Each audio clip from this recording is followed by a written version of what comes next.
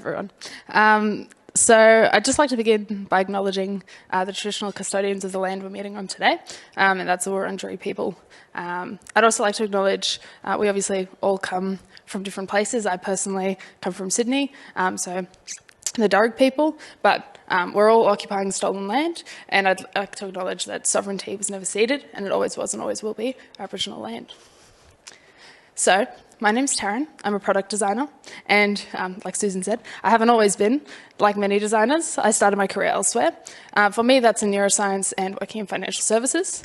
And that was across customer service, operations, lots of things. And it took me a while to figure out where I wanted to be. Transitioning to design, I was plagued with this all too common feeling, inadequacy, doubt, imposter syndrome, burdened with this feeling that I was eating up everyone's time by asking all these dumb questions. I felt the pressure to get everything right, and I was afraid of asking questions, afraid of speaking up, and I was focusing too much on my lack of experience rather than what I was bringing with me. I've seen this repeat in a lot of other early career designers that I've spoken to, even the other Pecha Kucha presenters today, all of us failing to realise that we bring value, and that we bring the most important thing, which is a fresh set of eyes, a unique and innately human perspective, and we bring perspectives uninhibited by industry norms. So in the 90s, researchers conducted an experiment. It was focusing on selective attention, just like how you're hopefully paying attention to me right now, and ignoring everything else. And the goal of the experiment was to count how many times the white team passed the ball to each other. They pass it 15 times, but halfway through as you're counting, you watch the ball go back and forth and you miss something. A gorilla, or more a man in a gorilla suit, walks in, he starts dancing, but you don't notice it. So why? This is because your brain's filtering out irrelevant information. You're watching the ball, you're counting the passes, you're looking for white. You don't notice the gorilla. You're not looking for a gorilla. It wasn't in the instructions. So they replicated the study again in 2013 with a group of radiologists, and this was coined the Invisible Gorilla Strikes Again, which I thought I'd add just because it's a funny title. They were just tasked with one thing, just do your job, right? Look at the scan, look for cancer nodules. How hard could this be? You do it every day. And in amongst that scan, I'm not sure if you can notice it, but there's just a gorilla right at the top. Every single expert identified the cancer in the scan. This gorilla was 48 times the size of an average cancer nodule, and 83% missed it. 83% of these experts missed it because they were looking specifically for cancer nodules which are white, and they just missed out on it. Even though they looked directly at it, they had eye tracking 5 times. Every single one 5 times looked directly at the problem. So obviously this isn't isolated just to experts in radiology. It can also apply to experienced designers, stakeholders, anyone who you can be too scared to speak up in front of. So looking at those scans or the original experiment without the instructions, without the experience, your first question would be, why is there a gorilla, right? But this is our advantage. We don't have all the instructions. So take this lack of knowledge and run with it. Play the student card and ask everything. How do we do this? Why do we do this? Why is it done this particular way? And if something doesn't make sense to you, asking why probably will unlock that conversation because it probably doesn't make sense to other people too. But that isn't always easy. Obviously, I wouldn't be saying this if it was easy. We don't speak up. We sit there. I don't know if you guys have had this experience. You've got this question over and over in your head, but you're not asking it. So not having the courage to ask that is actually worth it. And I've got an anecdote just from my current project that I'm going to talk you through now. So the current project I work on is quite technical. It's the group treasury process for a massive company. It's so technical that out of the 50 people in the project team, not a single person could explain that problem or the solution, which is a whole other thing, couldn't explain it to me the same way.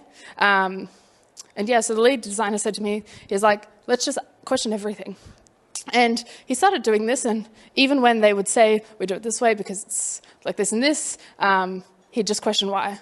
I would be confused because I'm like, they literally just said the answer, like why are you... And I asked him, like, why do you keep questioning this? But something really interesting would happen. The stakeholder would just start talking about it, explaining it, but they couldn't actually rationalize certain things.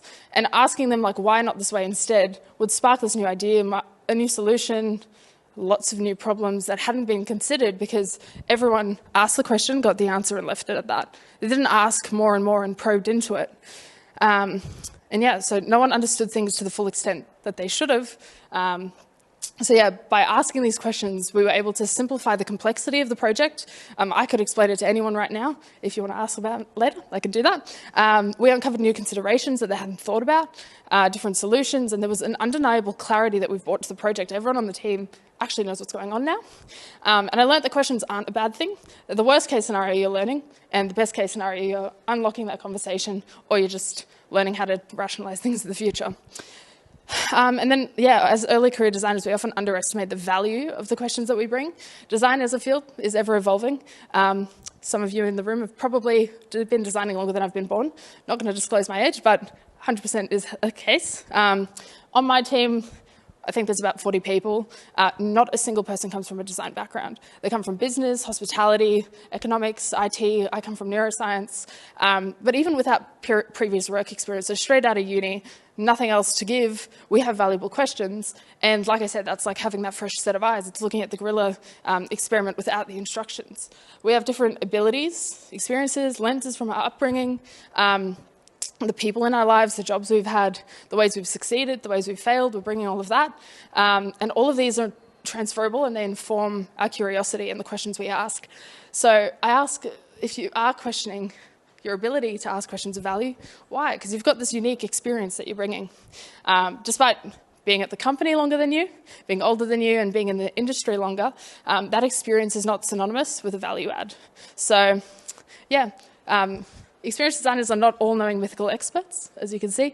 They're people who have that blindness to the gorilla and their problem and their process, and it's all about a mind shift. So we all add value through our individuality and the lenses we bring as people. So allow me to reintroduce myself. I'm Taryn. I'm a product designer. I'm an ex-neuroscientist. I'm a personal finance enthusiast. I'm queer, I'm neurodiverse, and I'm also a first-generation immigrant. So these are the lenses that I bring, and I urge you to consider yours. What are your teams? And how can you leverage this to uncover the gorilla? So unlike the elephant in the room, only a few people can actually spot that gorilla. So it's really important to ask the questions, or if you're a senior leader, foster an environment where people are comfortable to ask those questions. And that's me.